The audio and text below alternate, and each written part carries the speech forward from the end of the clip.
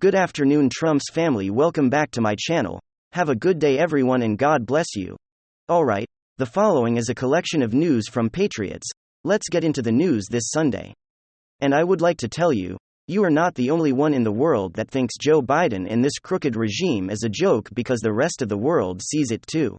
Russia is laughing at us for our poor trade deal that we sent the merchant of death to Russia to continue running weapons, and everything. Now I'm sure it will lead to more deaths.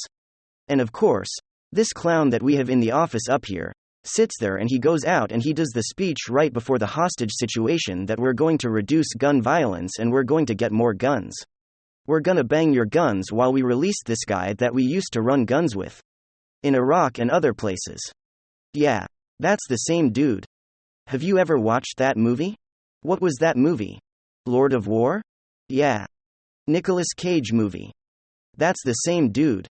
Anyway, their TV over there, their TV broadcasts absolutely mocking the heck out of Joe Biden and the poor trade deal to bring back the diversity basketball player, the front WNBA. That's the biggest WNBA trade ever.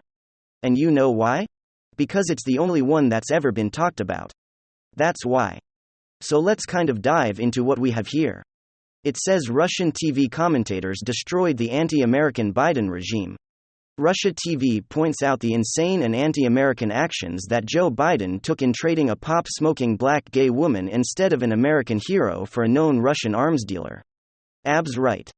The unbalanced prisoner swap of the American basketball player Brittany Griner for international and merchant of death arms dealer Victor Belt has many few been seen as a deal did not manage to free Marine Paul Well. Ham will hit yeah. Well, him who remains impression and unsustained in spy charges in the former USSR. The Biden administration has already changed his story more than once on what exactly went down. And on Friday, the New York Times and other outlets blamed a failure to secure the release of Wilhelm on the fact that the Kremlin demanded an assassin named Vatican Chris calls to be free from a German prison in order to seal the deal. In the meantime, Russia's state-owned TV media has been seemingly having a fine time raking Americans over the coals while blasting our priorities, and woke gold aside. The American press often calls the Russian-made media state-owned propaganda machine. Ownership issues aside, isn't most of our media blasting out leftist propaganda for the most of the time? Food for thought. They are the propaganda arm of the Democrat Party. They are state media. Margarita Cinnamon Yan, editor-in-chief of the Russia state-controlled media organization RT, told Russian One anchor Valid Mayor Solo Bong that she was very amused, but not surprised that Victor Bout was exchanged for Grindr, and that will home even the Russians could see how incredibly anti-American debt deal was the rightfully made fun of Biden. Yes. It says meanwhile, Russian top state propaganda is revealed of narrative. They'll be pushing to harm Biden, and enraged Americans about the exchange of Brittany Griner for Victor Bout by falsely claiming that it wasn't Russia's decision to post Will Hines' release as opposed to Griner, right?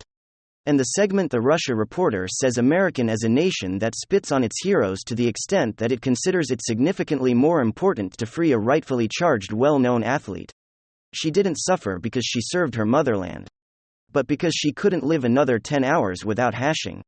This says a lot about the state of this society and these intelligence agencies and everything related to geopolitical confrontation. And she's unfortunately so right. The American communist left is trying to destroy this nation that they are absolutely. Oh my gosh, yeah. These people like the Biden administration, Biden regime, they absolutely hate this nation. They will do whatever they can. If Paul wants to come back to the United States, he bears are identifying as a woman, because that's the only way he's going to be able to come back is by being trans. Or maybe he could be like that doggy marine photo that's floating around on the internet right now for these guys donating their dog mask, and because it's their fetish play. Absolutely disgusting what our military is becoming under this regime, and it's done on purpose. They have ensured that they've gone after real patriots in the military, ensuring that they put out of the military with their COVID rules and their vaccine rules and things like that, or their political alignment. They've gone after them. And they only want woke soldiers so that way they will be easy to control, and when they turn the guns on the American people, they'll be able to say go round them up, and the military will have no problem doing it because there will be no love of country. It will only be love of regime. And this is some big news. Let's take a listen. Now I see several questions here, including one from Bruce Bignell about Arizona and what's going on. Will it flip back to Kari Lake? You just addressed that today. Yeah. So now we have the receipts that Kari Lake is part of this. This RSR Katie Hobbs. I'm getting so old now. I think post 6 o'clock at night or something Katie Hobbs and Kari Lake, for some strange reason both become the same name. It's very odd character, Kari and Katie. But we have the receipts now. Katie Hobbs, her Secretary of State office pressuring Twitter to delete tweets that she considered unflattering to her. That is now definite. We see that we have the emails behind it. We see how she did it. And now we know, of course, that she threatened a lawsuit against counties that ended up certifying the vote under duress. They said, we don't want to do this. But I'm not going to lose my house over this. This is crazy. We believe that this election should not be certified. We're the Board of Supervisors that are there precisely to make these determinations. And Katie Hobbs threatened to sue them into oblivion if they didn't certify, so she's been certified as I understand it, as of today. Doug Ducey, the most shameless, pathetic rhino of a governor. I mean, he's basically Charlie Crist of Florida. I mean, Doug Ducey is a scumbag if ever there was one. He hates Republicans, he hates you and me. Can't say he wishes. Democrats were his constituency, right? But up until at least, they ended up selling their souls to Arizona Democratic Party. There was a sense you couldn't win statewide election as a Democrat. Now they're changing that, they're flipping that because they hate the MAGA crowd so much. So as I understand it, Kari Lake has a 5-day window to file an appeal what she's doing, she said, and she can file an appeal with to the courts and see if the certification can get overturned. Obviously, that's not going to happen. I don't believe that's going to happen. It didn't happen in 2020. It's not going to happen here. What is exciting, in my view, when you're taking the long-term view in all this, what is exciting is that I believe Katie Hobbs and the McCain-tonight Republican Party in Arizona have so thoroughly delegitimized the government and the state in the eyes of most Arizonans and most people across the country, that it's only going to embolden us even more. And we're only going to grow. And we're only going to build a parallel economy at a faster rate. We're only going to, we know now. Absolutely. We know. They can only win if they cheat. We know that. It was so blatant, it was so in your face. We know that. So Kari Lake is doing a great job representing that sentiment, saying we all see it. I'm going to take it all the way to where legally I can go. And then I think she's going to be a fantastic representative of the new MAGA movement, the Ultra MAGA movement. Right along with President Trump and DeSantis. And all these people, I just think that it was so utterly blatant. And now we have the receipts of the collusion with big tech with Katie Hobbs, that all it can do is undermine the very power by upon which are that. So this is the problem of in the Soviet Union in the Eastern Bloc. Europe found this out as okay, you can crush populist uprisings, you can, but every time you crush them, they get bigger, because more and more people see the deceit and the lies behind the quelling, and so the more you quelled the bigger we grow. So you have to think of yourself as being in a kind of American version of Eastern Europe. Right, 1970s Soviet Eastern Europe. You have to think of yourself in that way. And the end, and know that what we just led, what Kari led, was an uprising that looked like it was gonna win, and it should have won. But the powers that be, the Republicans and the Democrats in Arizona, colluded together to stop her from winning, and Blake Masters as well, Mark Finch, him and others, to stop them from winning this time. They did it in 2020. They didn't 2022. Let's see you do it in 2024. Let's see you do it in 2020. We're going to keep coming back. And every time we come back, we get stronger and more powerful until the whole thing finally falls. And that's what they're doing. They're weakening the edifice of the castle they think they're occupying. So that's what I think what's going on in Maricopa County. Everyone listen to this.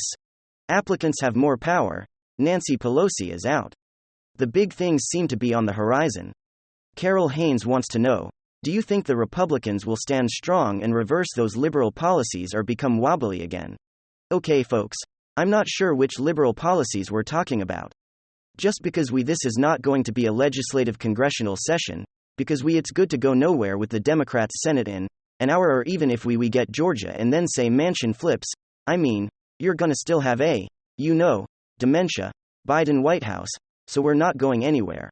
In terms of legislation, this is in effect a broken, this is divided government, which is good, because that works the other way. They can't do anything either. And virtually all of Biden's EOs have been struck down by the courts. The courts have had this new birth of federalism, which is pretty, very, very impressive of late. And that federalism does not like EOs at all. They really demand that the president go through the legislative process. That's at least the way the Supreme Court has been deciding of late. And there's a book out on the renewed federalism of the Supreme Court, the Roberts Court, even during when Ned Kennedy was on their back in the 2000s. So what you're gonna do is you're gonna see really an oversight committee-based Congress. This is going to be an investigative Congress. And it sounds to me I think McCarthy has no choice. If he wants to be Speaker, he is going to have to placate the demands of the likes of Matt Gaetz and Marjorie Taylor Greene, Jim Jordan, that they're going to start investigating Hunter Biden laptop, and of course, the key there is the big guy emails that are giving 10% of Hunter Biden's illicit business dealing to Joe Biden. That's the case. It has nothing to do with Hunter Biden's crack pipe, has everything to do with the extent to which Sleepy Joe was actually profiting off of Hunter Biden's illicit activities. So they're gonna go after Fauci. Especially after the published deposition, where I think he said, I don't know, over 100 times. He clearly there's a smoking gun there, in terms of what he knew about the Wuhan lab theory, origins theory, and also, what he knew about different options for dealing and mitigating the virus, and why he deliberately chose the Chinese lockdown option, which in the end, destroyed our economy, destroyed so much of our education.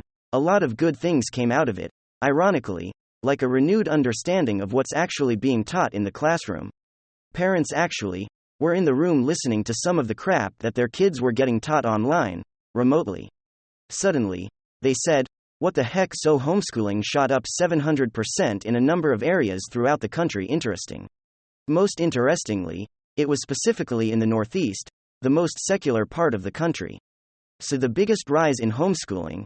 So we're gonna be doing things like that from this point forward. And of course, the corruption, the FBI, that's gigantic. And then the collusion, now that what they're battling is Kevin McCarthy's arguing, or Andy McCarthy is arguing. They're going to have to do with these revelations of the Twitter files. I mean, this is so blatant in terms of the FBI having 100 Biden's laptop for I believe up to a year. They knew it was authentic. They knew it was corroborated and absolutely genuine. And yet they pushed this notion of Russian disinformation that they telegraphed. They knew it was going to come out as an October surprise. They telegraphed it to Twitter and Facebook as Mark Zuckerberg is affirmed and isn't now the emails and internal documents of Affirm and Twitter. And then once the story broke in October from the New York Post, immediately, within literally minutes, the story was squashed. It was crushed. New York Post was locked out of their account for 2 weeks. Even Kayleigh McEnany was locked out of her account. Then, White House press secretary, she was locked out of her account when she just committed the unpardonable sin of sharing the story. And then you had 50 former intelligence officials literally send this like with a letter that was pre-written. It came out so fast, they all signed a letter testifying that they had determined to their best through an expert judgment that this laptop was Russian disinformation. The lamestream media ran with that, without the slightest bit of skeptical inquiry into the veracity of that claim. We even know an FBI attorney who's behind fabricating the Russian collusion hoax was also advising Twitter to bury story of Hunter's laptop. You cannot make this stuff up. All of these things are going to be investigated. They're all interconnected. And obviously, that brings back, whether anybody likes it or not, as Trump made it clear the other night, that brings back the whole integrity the 2020 election. Because you have clear evidence now that an article that a bombshell revelation that 16% of Biden voters said would have changed their vote, had they known about it before November 3rd. This now is clearly a deep state, Democrat, big tech collusion to adversely affect and contaminate the integrity of a Democratic presidential election. So it's all gonna come out. Well, again, we'll see how faithful they are. But it looks like, People like Marjorie Taylor Greene. Thanks for joining us on today's episode of Open Source News. Don't forget to like, share, subscribe, and turn on the notifications